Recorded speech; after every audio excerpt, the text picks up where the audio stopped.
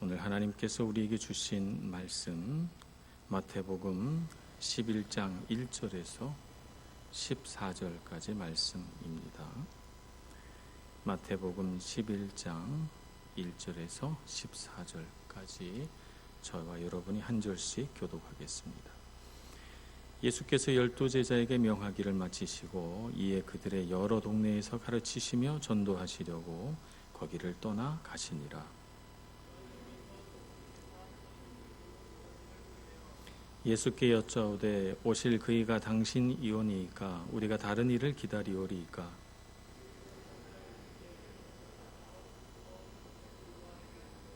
맹인이 보며 못 걷는 사람이 걸으며 나병 환자가 깨끗함을 받으며 못 듣는 자가 들으며 죽은 자가 살아나며 가난한 자에게 복음이 전파된다 하라.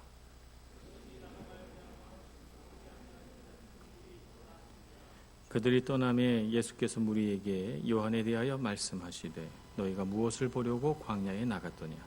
바람에 흔들리는 갈대냐?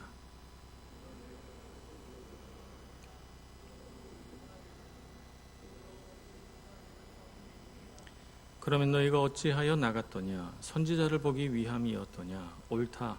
내가 너희에게 이르노니 선지자보다 더 나은 자니라.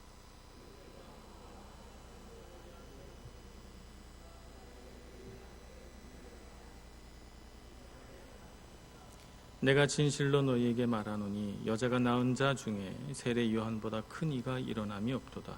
그러나 천국에서는 극히 작은 자라도 그보다 크니라.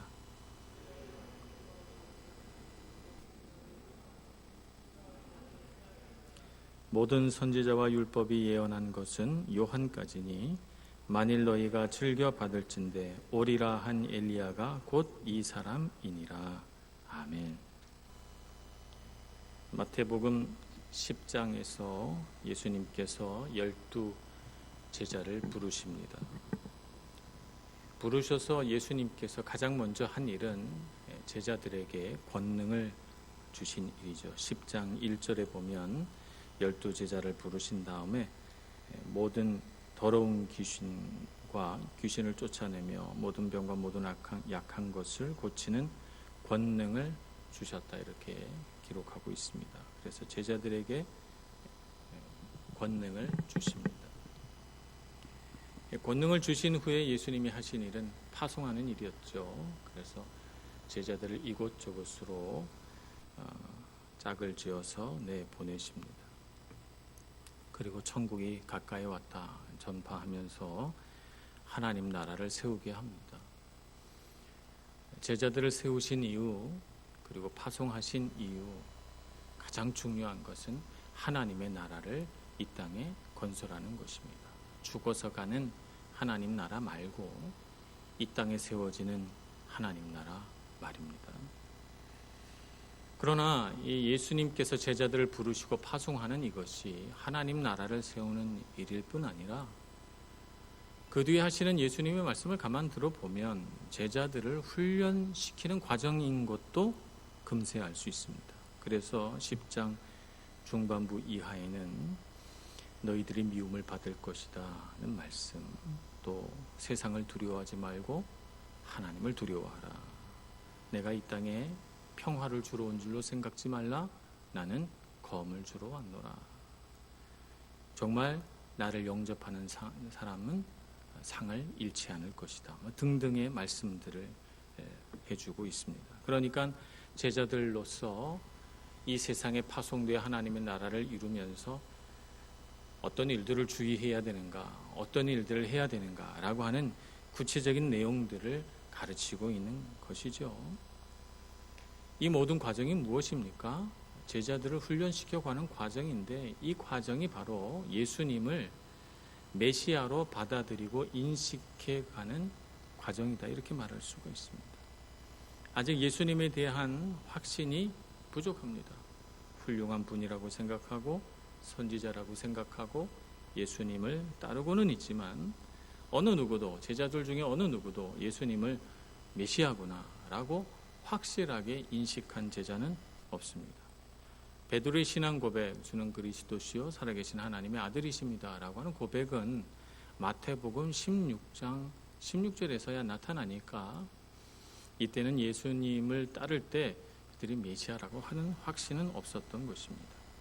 그래서 오늘 11절 12제자에게 명하기를 마치시고 라고 하는 이 말씀으로 시작된 이 11장은 예수님은 과연 메시아가 맞는가 라고 하는 근본적인 질문을 던지면서 우리에게 예수님이 누구신가 라고 하는 이 질문을 우리 스스로도 던지게끔 해줍니다. 사건은 이렇습니다. 세례 요한이 감옥에서 자기 제자들을 예수님께 보내서 이렇게 묻죠. 3절 오실 그이가 당신이 오니까 우리가 다른 일을 기다리오리이까. 이 질문을 우리가 듣다 보면 뭔가 이상한데? 라고 하는 생각을 갖게 됩니다. 왜냐하면 마태복음 3장 후반부에서 예수님께서 세례 요한에게 세례를 받으러 오실 때에 한눈에 요한이 예수님을 알아봤거든요. 제가 당신에게 세례를 받아야 할 터인데 저에게 세례를 받으러 오십니까? 그러면서 어쩔 줄을 몰라 합니다. 예수님께서 내게 허락하라 이렇게 말씀하셔서 세례를 주고 하늘에서 하나님의 음성이 들리고 성령의 비둘기처럼 내려오고 또 예수님께서 메시아라고 하는 사실을 분명하게 그 자리에서 눈으로 귀로 듣고 보았는데 왜 이 질문을 하는 걸까요? 이 질문의 뜻은 어떤 분은 예수님을 처음에는 메시아라고 인식했다가 그 다음엔 예수님을 의심하게 된 거 아니냐 이렇게도 봅니다만 그런 뜻은 아니고 자신의 생애가 이제 감옥 안에서 끝나가고 있다는 사실을 직감한 요한은 예수님이 확실히 메시아 맞는지를 알고 싶은 것이죠. 그래서 자신의 사명을 이제 마치기 전에 정말 내가 하나님께서 주신 일을 완수하고 하나님 앞에 가게 되는가 자신이 알고 싶은 거예요. 그래서 예수님을 믿고자 하는 믿음의 확신을 얻기 위해서 이 질문을 한 것이라고 볼 수 있습니다. 또 한편으로 본다면 요한이 기대한 메시아는 지금 예수님이 세례를 받으신 후에 보여준 모습과는 많이 달랐던 거예요. 요한이 기대한 메시아는 구약 성경에서 좀 굉장히 과격한 이런 말들을 가지고 예수님은 이럴 것이다 생각했던 것 같아요. 예를 들자면 예수님이 메시아가 오시면 심판의 날이 임하여서 하나님을 거역한 이방 족속들을 다 하나님께서 심판하시고 그리고 하나님의 백성 이스라엘 백성들을 괴롭혔던 모든 세상 권력들을 하나님께서 보복해 주시고 이 세상의 권력 구조 이런 걸 전부 다 개혁하셔가지고 혁명적인 일들이 일어날 것으로 그렇게 기대했는데 세례 요한뿐만 아니라 메시아는 그럴 것이다. 당시에 많은 바리새인들 메시아를 기다리는 이스라엘 백성들은 다 그런 식으로 생각을 했어요. 그런데 뜻밖에도 세례 요한이 생각했던 것보다 훨씬 더 오신 메시아 곧 예수님은 친절하고 따뜻하고 온유했던 것입니다. 그래서 자신의 생각과 너무 다른 따뜻하고 친절하고 온유하신 예수님을 보면서 적잖이 당황한 세례 요한은 내가 본 그분이 진짜 메시아 맞는가? 라고 하는 생각을 갖게 되고 정말 이분이 메시아가 맞다면 그분에게 질문해서 그분의 입술로 확실한 답을 듣고 내가 사명을 완수했는지 알고 싶다라고 하는 생각에서 자신의 제자를 보내 예수님께 질문하고 있는 것입니다. 오실 그이가 당신이오니까 당신이 메시아입니까? 라고 하는 질문입니다. 예수 그리스도의 길을 앞서 길을 평탄하게 하고 또 하나님의 길을 예비하고 있는 세례 요한은 예수님이 능력으로 이 땅에서 오시는 것을 감옥에서라도 충분히 인지하고 자기의 사명이 완수된 것으로 인하여 만족하고 기뻐하기를 원했던 것입니다. 그래서 제자들을 보내서 그가 감옥에 있었기 때문에 보지 못했던 일들, 곧 예수님께서 너희들이 듣고 본 것을 요한에게 알려주라 한 내용, 맹인이 보며 못 걷는 사람이 걸으며 나병 환자가 깨끗함을 받으며 못 듣는 자가 들으며 죽은 자가 살아나며 가난한 자에게 복음이 전파된다는 사실을 세례 요한에게 알리라, 이렇게 말씀합니다. 우리는 말씀대로 살아갈 때 우리도 세례 요한처럼 우리 안에 있는 믿음을 한 번씩 점검해 볼 필요가 있습니다. 삶의 길을 바쁘게 살아가지만 우리도 우리 삶을 뒤돌아볼 필요가 있습니다. 예수님께서 우리 삶에 어떤 일들을 행하셨나 하는 것을 우리가 살펴볼 필요가 있습니다. 그래서 우린 기억해야 됩니다. 또 지금 주님께서 나의 삶 속에 어떤 일들을 행하고 계시는가 하는 것을 우리가 아는 것이 참 필요합니다. 그래서 세례 요한이 했던 것처럼 나는 주님께 부르심 받은 나의 사명을 다하고 있는가 라고 하는 것을 살펴보면서 우리가 걸어가는 인생길을 점검해 볼 필요가 있는 것입니다. 그렇지 않으면 우리는 세례 요한이 착각했던 것처럼 너무나도 많은 선입견과 편견과 세상 생각으로 인해서 우리의 삶을 다르게 해석하기 때문입니다. 우리에게 주시는 하나님의 은혜를 내 식대로, 내 방식대로 다르게 해석하려고 하는 경향이 우리 안에 있기 때문에 그렇습니다. 그래서 예수님께서는 너희가 듣고 보는 것을 알려주라 라고 말씀하시면서 쭉 말씀하시는데, 이 말씀은 있는 사실 그대로를 세례 요한에게 알려주는 것인 동시에 또한 성경의 말씀들을 그대로 알려주는 것과 똑같습니다. 예수님께서 하신 말씀, 마태복음 11장 5절의 말씀은 사실 구약 성경에서 메시아 예언의 구절이라고 말씀하고 있는 이사야 35장 5절, 6절 말씀을 조금 더 풍부하게 예수님께서 다듬어 말씀하신 것에 다르지 않습니다. 이사야 35장 5절, 6절, 그때 맹인의 눈이 밝을 것이며 못 듣는 사람이 귀가 열릴 것이며 그때에 저는 자는 사슴같이 뛸 것이며 말 못하는 자의 혀는 노래하리니 이는 광야에서 물이 솟겠고 사막에서 시내가 흐를 것임이라, 이렇게 말씀하고 있습니다. 그러니까 예수님께서 하신 일들을 세례 요한에게 가르쳐 준 뿐만 아니라 성경의 말씀이 지금 성취되고 있다는 사실을 또 말씀하고 있는 것입니다. 그러니까 세례 요한에 이런 메시지를 전하고 있는 것이죠. 네가 어떻게 메시아를 해석하든지 간에 너의 해석이 중요한 것이 아니고 너의 생각과 너가 기대하고 바라는 메시아가 중요한 것이 아니고 성경에서 무엇이라고 말씀하고 있는가를 보고 너의 눈으로 성경의 말씀이 어떻게 성취되고 있는가를 보라, 이렇게 말씀하고 있는 것입니다. 우리는 너무나도 쉽게 우리가 세상에서 경험하는 경험을 가지고 성경의 말씀을 해석하고 내가 바라고 소망하는 일들을 가지고 성경을 이런 식 저런 식으로 해석해내며 내가 놓여진 상황 속에서 이 상황은 이런 것일 거야, 저런 것일 거야, 우리의 상황 속에서 성경을 해석하려고 합니다. 그러나 예수님께서 우리에게 가르쳐주고 있으신 바는 분명합니다.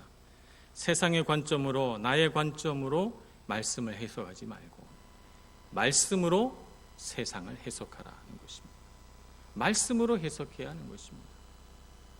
예수 그리스도에 대하여 이럴 것이다 라고 생각해서 질문하지 말고 성경에 있는 말씀을 가지고 예수님의 생애를 비추어 보고 말씀이 어떻게 성취되었는가를 보라고 했으니까 우리의 삶도 말씀으로 해석을 해야 됩니다. 거꾸로 하지 말고.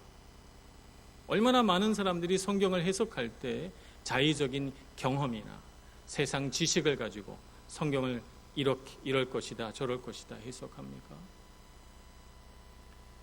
우리는 말씀이 우리의 삶을 해석하도록 해야 됩니다. 그래서 그렇게 하려면 우리는 하나님의 말씀을 깊이 묵상해야죠. 내 생각, 내 경험, 내 고집을 가지고 하나님의 말씀을 함부로 해석하려고 하지 않고 겸손히 하나님의 말씀 앞에 무릎 꿇어야 하는 것입니다. 그래서 예수님은 오늘 마태복음 11장 6절에 이렇게 말씀하고 있으십니다. 누구든지 나로 말미암아 실족하지 아니하는 자는 복이 있도다, 이렇게 말씀하시죠. 그러니까 이 말씀은 무슨 뜻입니까? 실족하지 않으면 복이 있다, 이런 뜻인데 실족하는 사람들이 있다는 뜻이죠. 예수님 때문에 실족하지 말아야 하는데 예수님 때문에 실족하지 않는 사람이 복이 있는데, 그러나 실제 삶에서는 예수님을 잘못 인식함으로 실족하는 사람들이 있다는 거예요.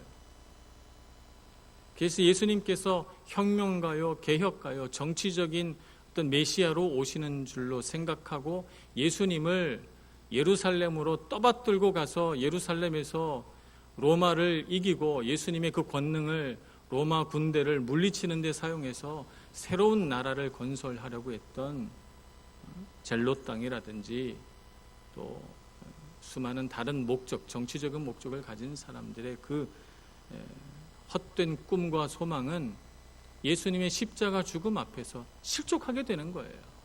실족하게 되는 것입니다. 그래서 실망한 가룟 유다는 이분이 이런 분이라면 내가 적어도 이분을 팔아서 돈은 챙겨야 되지 않을까, 이런 생각을 하게 되는 것입니다. 얼마나 숭고하고 아름다우며 고귀한 길을 예수님께서 걸어가고 있는지 조금도 깨닫지 못한 세상 관점, 자기 욕망과 소망과 기대를 가지고 살아가는 사람은 이렇게 예수님의 생애를 잘못 해석하고 성경의 말씀을 잘못 해석하게 되는 것입니다. 우리는 예수님을 메시아로 인식하는데 장애물이 있다는 것을 알아야 합니다. 그것은 우리 자신이고 그리고 세상의 잘못된 관점입니다. 그래서 우리는 어떻게 해야 되는가? 말씀 앞에 서서 말씀이 우리를 해석하게 해야 됩니다. 예수님께서 메시아로 우리에게 하신 말씀을 우리 마음에 받아들여야 합니다. 이 말씀은 진리라고 하는 사실을 깨닫고 이 말씀이 내 삶 가운데 이루어지도록 받아들여야 합니다. 이 말씀은 현실 불가능한 말씀이에요. 이 말씀은 목회자라든가 이런 선택된 몇몇 사람들이 따라야 하는 말씀이지 내게 주신 말씀은 아니에요. 이 말씀은 시대가 변했기 때문에 2000년이라는 시간이 지나왔기 때문에 현실에 맞게 재해석되어야 돼 등등, 말씀을 축소시키고 말씀을 약화시키고 말씀을 다른 식으로 해석하는 수많은 생각들이 우리 안에 있기 때문에 말씀으로 우리 자신이 변화되려고 하지 않고 끊임없이 말씀을 우리의 관점으로 재해석하려고 한단 말입니다. 그러므로 우리는 하나님의 말씀으로 우리를 해석해야 합니다. 시대를 해석해야 합니다. 예수님을, 하나님의 말씀을 내 가슴으로 받아들이기 전까지 고집하던 나의 생각, 나의 관점, 나의 고집을 내려놓고 회개해야 합니다. 회심해야 됩니다. 돌이켜야 합니다. 이것이 우리가 말씀 앞에서 매번 해야 하는 것이고 말씀에 반응하는 복된 자의 바른 반응인 것입니다. 이런 사람만이 실족하지 않습니다. 이런 사람만이 성경의 진리의 말씀으로 가슴이 뜨거워지고 마음속에 주님의 말씀대로 살고자 하는 숭고한 열망과 기대와 소망이 생기는 것입니다. 예수님은 그 뒤이어서 요한의 제자들을 다 보내고 예수님의 제자 그리고 무리들만 남았을 때 요한에 대하여 해석하시는 말씀을 해주십니다.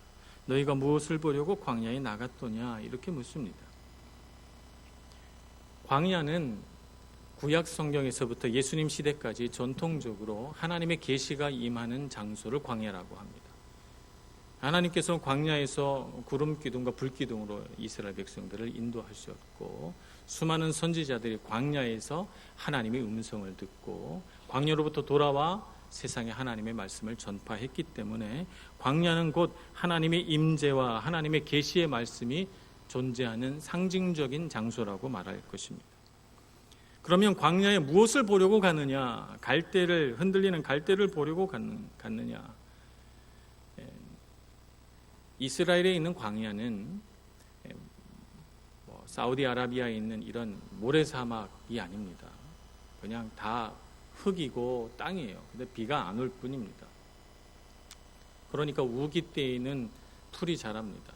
그리고 건기가 되면 다 말라붙어요. 그러니까 광야라고 해서 풀도 안 나고 그런 곳이 아닙니다. 그 광야에는 한철 자라나서 없어지는 갈대들이 많이 있습니다. 광야에 왜 나갔느냐 질문하시면서 흔들리는 갈대를 보려고 했느냐. 약하고 변덕스러운 그런 것들을 보려고 했느냐 하는 것이죠. 당시 강한 로마 세계 안에서 살아남기 위하여 힘 있는 자에게 자기의 어떤 주관대로 하지 못하고 이럴 때는 이렇게 행동하고 저럴 때는 저렇게 행동하고 자기 마음에 안 들어도 이런 사람한테 친하게 했다가 또 상황이 변하면 또 저런 사람하고 친하고 이럴 때는 이 사람하고 원수가 됐다가 또 상황이 변하면 그 사람하고 다시 화해하고 등등 약하고 변덕스러운 세상에서 흔히 볼 수 있는 그것을 보려고 광야에 나갔느냐. 세상에 너무 흔하잖아요. 그런 사람들. 그런 사람들에게 지쳤잖아요. 그런 사람들에게 실망했잖아요. 그래서 주님을 만나려고 광야로 나가는 거 아닙니까? 광야에 나가서 하나님의 계시의 음성을 들은 사람을 찾는 거 아니겠어요? 그것을 보려고 나간 것은 아니죠. 그러면 부드러운 옷 입은 사람이냐, 부드러운 옷을 입고 멋을 내고 안락함을 쫓는 사람, 세상 유행을 따라 살아가는 사람, 아름다움과 부유함과 사치스러움을 최고의 덕목으로 여기는 사람, 그런 사람을 보려면 뭐하러 광야에 갑니까? 왕궁에 가면 많이 있죠. 그런 사람들을 보려고 이 시대의 백성들이 원하는 것입니까? 그렇지 않습니다. 그런 사람들에게 억압을 당하고 착취를 당하고 그런 사람들이 보여주는 모순된 삶의 행동들, 위선된 삶의 모습들에 혐오감이 나고 지친 이스라엘 백성들이 정말 마음을 기쁘게 하는 생명을 주는 것을 찾으려고 광야에 나간 것 아닙니까? 그래서 그 광야에서 부르심 받은 요한은 어떤 사람입니까? 10절 말씀 기록된 바 보라 내가 내 사자를 내 앞에 보내리니 그가 내 길을 내 앞에 준비하리라 하신 것이 이 사람에 대한 말씀입니다. 하나님께서 광야로 세례 요한을 부르셔서 말씀을 주신 까닭은 메시아를 예비하라고, 이 시대를 향하신 하나님의 음성을 들려주는 자가 되라고, 그래서 그를 광야로 부르셨고 광야에 있는 세례 요한을 향하여 그 한 가지 때문에 백성들이 달려가서 세례를 받고 그를 선지자로 여긴 것입니다. 이 말씀은 말라기서 3장 1절에 있는 말씀이죠. 만군의 여호와가 이르노라 보라 내가 내 사자를 보내리니 그가 내 앞에서 길을 준비할 것이요 또 너희가 구하는 바 주가 갑자기 그의 성전에 임하시리니 곧 너희가 사모하는 바 언약의 사자가 임하실 것이라 이렇게 말씀합니다. 또한 세례 요한에 대하여 예수님은 엘리야다 이렇게 말씀하시는데 말라기서 우리 구약 성경의 가장 끝에 있는 말씀을 보겠습니다. 말라기서 4장 5절 6절 보라 여호와의 크고 두려운 날이 이르기 전에 내가 선지자 엘리야를 너희에게 보내리니 그가 아버지의 마음을 자녀에게로 돌이키게 하고 자녀들의 마음을 그들의 아버지에게로 돌이키게 하리라. 돌이키지 아니하면 두렵건대 내가 와서 저주로 그 땅을 칠까 하노라 하시니라. 아멘. 이 말씀이 구약 성경의 마지막 말씀이고 이 말씀이 응하여서 세례 요한을 이 땅에 주시고 이 요한으로 하여금 주의 길 곧 메시아가 오실 길들을 예비하게 하셨습니다. 오늘날 하나님의 계시가 임하는 장소가 어디입니까? 교회입니다. 오늘날 하나님이 임재하시는 곳이 어디입니까? 바로 우리의 예배입니다. 예배하는 그 시간, 그 장소가 하나님의 계시의 말씀과 임재가 있는 곳이죠. 여러분은 무엇을 보려고 교회로 오셨습니까? 여러분은 무엇을 보려고 예배의 자리로 오셨습니까? 흔들리는 갈대입니까? 아름답고 부드러운 옷을 입은 사람들입니까? 그것은 저 세상에 있습니다. 세상에 가면 흔히 볼 수 있습니다. 세상 사람들은 명성과 안락함과 부귀함과 부요함과 사치스러움을 좋아하고 그것을 선으로 여깁니다. 우리는 무엇을 보러 교회에 왔고 우리는 왜 교회에 와서 예배합니까? 우리가 정말 구하는 것은 무엇입니까? 우리의 인생을 흔들리지 않게 할 진리의 말씀을 찾고자 교회에 온 것 아닙니까? 우리의 인생이 이 세상 관점과 기대 때문에 춤을 추니까 그 춤을 추고 요동치는 우리의 삶을 진리의 말씀으로 붙들려고 교회에 온 거 아닙니까? 우리를 향하시는 하나님의 음성을 듣고 나의 인생 가운데 하나님께서 무엇을 목적하셨고 무엇을 이루려고 하는지 그것이 궁금하고 알고 싶어서 교회에 온 거 아닙니까? 근데 우리가 교회에 와서 기도하는 게 뭐예요? 하나님 형통하게 해주옵소서, 하나님 잘 살게 해주시고 자녀들 잘 되게 해주시고 세상에서 성공하고 부귀영화 누리게 해주옵소서. 그것을 찾으려면 이 자리에 올 것이 아니라 세상으로 가야죠. 우리가 정말 주님 앞에서 기도할 것은 마태복음 6장 33절 말씀에 이르신 것처럼 먼저 그의 나라와 그의 의를 구하는 것입니다. 그리하면 이 모든 것을 너희에게 더하시리라. 이 모든 것, 먹을 것, 입을 것, 마실 것 등등 우리가 마땅히 이 세상에서 누려야 할 모든 것을 주님께서 더하여 주신다고 했습니다. 우리의 고민은 무엇이 되어야 합니까? 무엇을 마실까? 무엇을 입을까? 무엇을 먹을까가 아니라 나는 하나님의 말씀에 붙들려 지금 바른 길을 가고 있는가?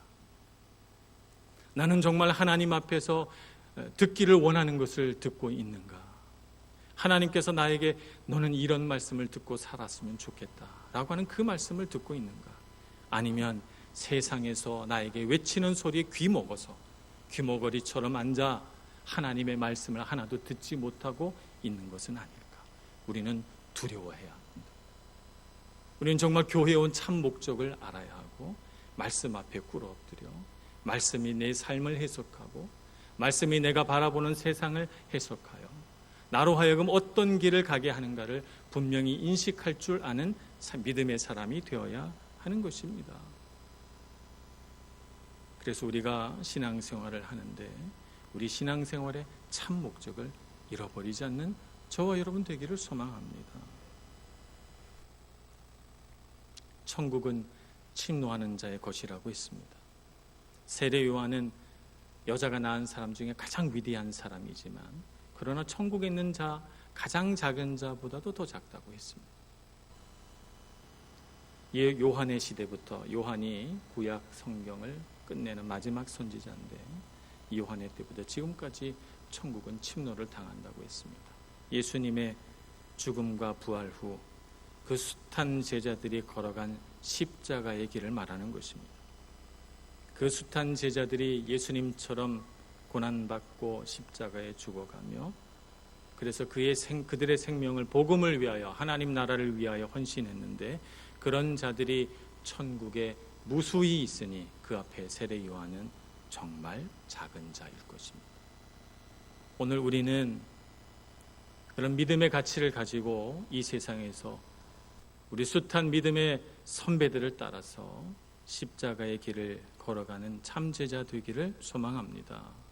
우리는 세례 요한보다 더 거룩하고 아름다운 삶을 살 수 있는 존귀한 제자들입니다. 사명을 잊지 말고 존귀한 제자로서의 부르심을 잊지 말고 이 세상에 무릎 꿇지 말고 세상에서 참제자의 길을 걸어가는 저와 여러분 되기를 간절히 소원합니다. 기도하겠습니다. 자비로우신 하나님, 주의 은혜를 우리에게 허락하여 주옵소서.